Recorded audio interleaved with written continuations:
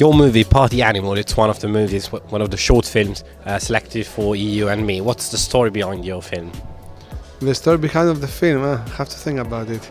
It's a young man that tries to change his ordinary routine by changing reality. And that's why he's trying to pursue his dream.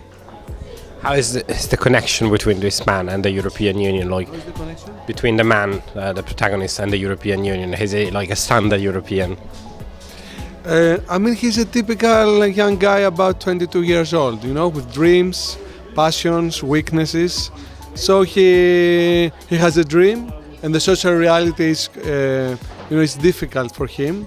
So he sees his dream as a chance to escape reality, and he succeeds. How long is the film? More More or less. or less, I think it's 10 minutes. What happened during the film? Okay, that's right. It's 10 minutes, if I tell you.